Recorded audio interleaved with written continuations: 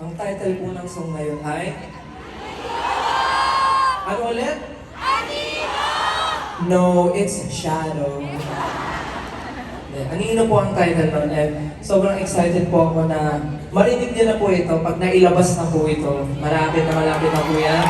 And sa mga hindi po nakakaalam, yung kanta po na yun ay sinulat ni... Oh, alam niyo naman pala eh. Ang kanta po ngayon ay sinulat ni Pablo. Kaya, Pablo, kung nasan ka man ngayon, maraming salamat. Napakagandang awitin na binigay niya po sa akin dahil sabi niya, feeling niya daw bagay sa akin yung kanta.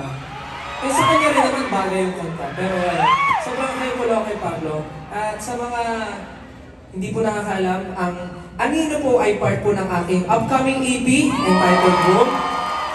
And ang EP ko po ay lalabas na sa August 2 on all major music streaming platforms. Kaya naman, sana po ay suportahan at pakinggan niyo po ang 5 kanta na nandun po. Ang isang kanta po ay bukod po sa Anino, may isa pang ballad na sinulat ni Mr. Right. Yeah, Mr. Right. Basta alam niyo na yun. And super excited ako dahil sumulat po ng kanta si Mr. C para sa akin. Sana po ay pakinggan niyo rin po. Siyempre, hindi naman tayo pwede magtapos na malungkot, di ba? Gusto niyo ba makita ulit sa si Julie? Gusto niyo ba makita ang balibag ko si Julie? Okay. Kaya naman Julie, hindi pa tayo tapos. Tara na Julie, let's go!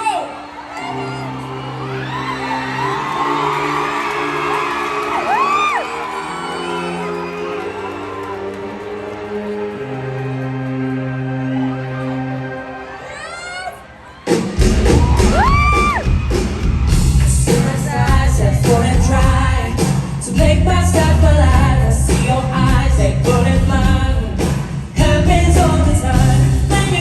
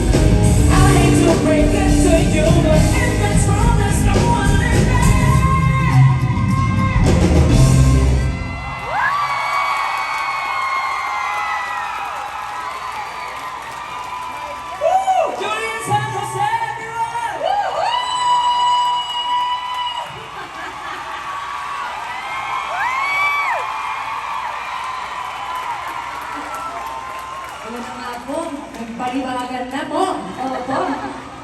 Nabalimbag na. Alam mo. Ano? Alam mo. Ano? Ang sakit ng liig ko. Hindi Pero ko kami, lang. palakpakan niyo naman si Julie. Grabe. Ngayon mo pinatunayan na limitless ka talaga. God bless. Pero grabe, no? Thank you. Grabe. Pero, wow. Wow talaga. Hindi ko alam kung paano kinaya ni ano yun, ha? Ni Ira yung sakit na. Kinaya mo ang galing. Di ba ang galing ni Julie? Ano ka ba? Kung kaya nila, kaya mo rin.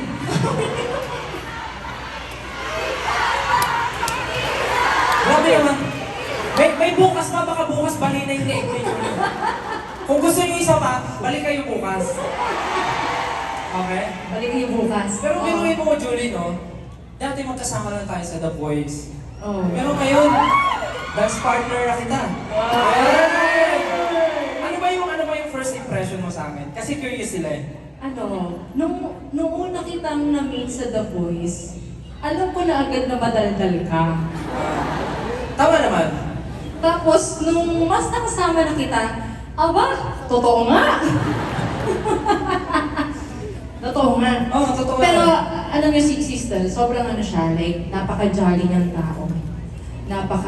Oo. Tapos, talagang dedicated siya sa trabaho niya. Kaya talagang pinagpapala ka ni Lord. God bless. God bless. God bless. Eh, sa akin, anong impression mo? Una Siyempre. Oo. Siyempre, ganda ng sinabi mo sa akin. Dapat babalik ko. Mag-iisip ako ng mas maganda doon. Si Julie, nung na-meet ko to, sabi ko, sikat na artista to, baka hindi ako pansinin nito. Grabe naman. Sikat na artista to, baka hindi kami maging close. Nung nakakilala ko si Julie, sabi ko, hala! Ganito pala si Julie? Kung akala nyo lang, minsan nakikita nyo, seryoso siya. Aba guys, may kalog din talaga to sa sa sarili. Sobrang, pag magkasama kami sa practice, iniisip ko, lagi siyang busy, laging may kausap. Pero hindi, sa gilid, kumakain. Mamaya pagbalik ko, nasa kabilang side, kumakain. Kumakain na. Kabilang side, kumakain na naman. So, Hindi ko- pinapalabas mo matakaw ako? Hindi, sinasabi ko lang na marami ka ng budget.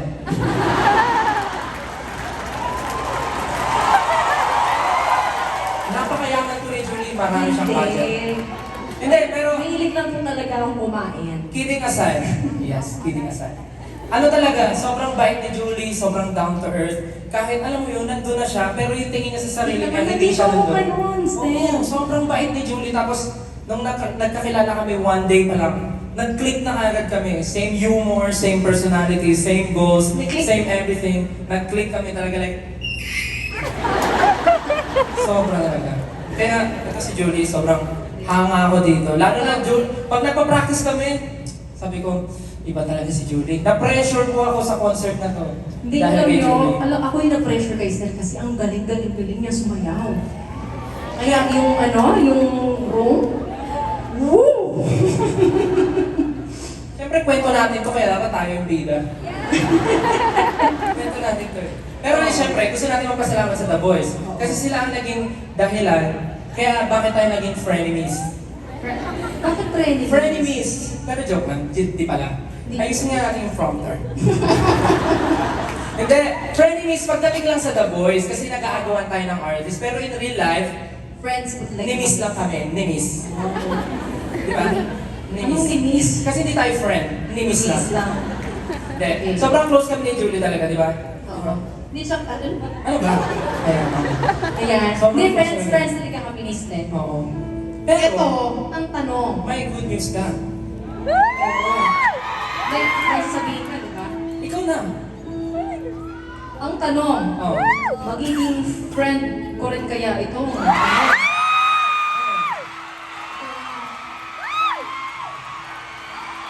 Wala pa nga, Wala pa. Wala pa.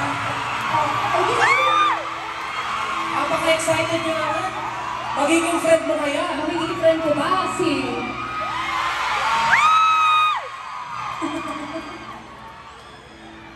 Ako kasi malakas yung malakas yung loob ko na oo, magiging friend ko yung Sino ba? Ano ba muna? Ano ba muna siya? Ano ba muna? Yun yung Ano ba? bagong coach ng The Boys Kids. Feeling ko magiging close kayo. Feeling ko mas magiging close kami kaysa close tayo eh. Hindi kaya sure. Pero ko naman, kasi Sige. ano na yung pinakahihintayin nyo. At natin lahat. Dito mo pa binalita, Julia. Yes, of course. We are proud to officially introduce the newest coach of The Boys Kids, Pablo! Let's go! Yay!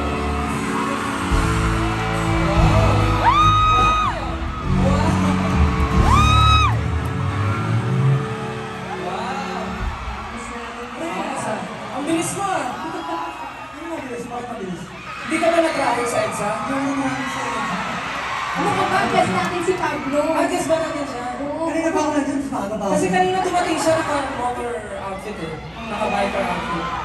Ito, kamustahin naman natin si Coach Pablo. Uy, Coach Kasi, Pablo! Ito yung sinasabi ko about you. Tapos sabi ko sa kanya, hindi ko mas magiging close kami kaysa close tayo. Feeling ko nga din, Coach Chu.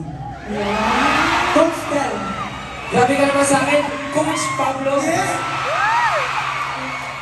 Hindi pa siya sanay, no? Di ba ako sanay? Ready ka na ba? Ready ka na ba para sa The Voice? Oo. Alam mo actually, kanina nga, pagbukas ng editing, Oo. dapat hindi ako lalabas. Oo. Parang, kasi nung kumakat ako, may narinig akong konti, tapos parang gusto ko matry yung parang hindi harap. Ang tawag doon, emotion. Emotion. Hindi lahat ng artist perfect. Tama ka. Yan ang tatandaan mo, Coach Pablo, pag namili ka na ng artist mo, okay? Opo, Coach Del. Welcome sa The Voice Kids. Alam mo, ang dami mo sinasabi. Okay. Alam mo, feeling ko naghahanap ka lang ng kakampi. Masaya ka kasi merong Pablo, pagtutulungan niyo ako. Ano?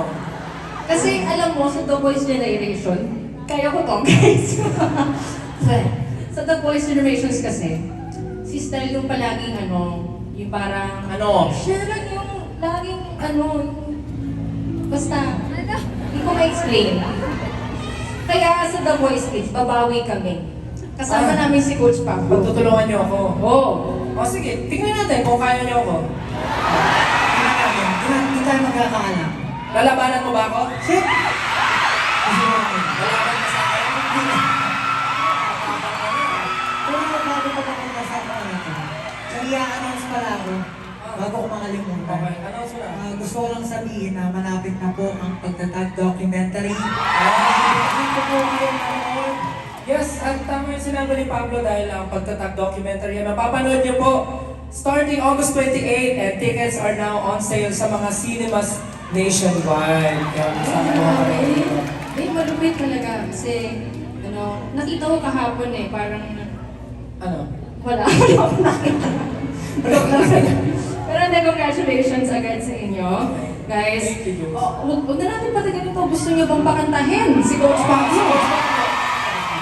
Madali naman siyang kausap. Okay, let's go! Let's ride! Yeah! Pablo! Let's go!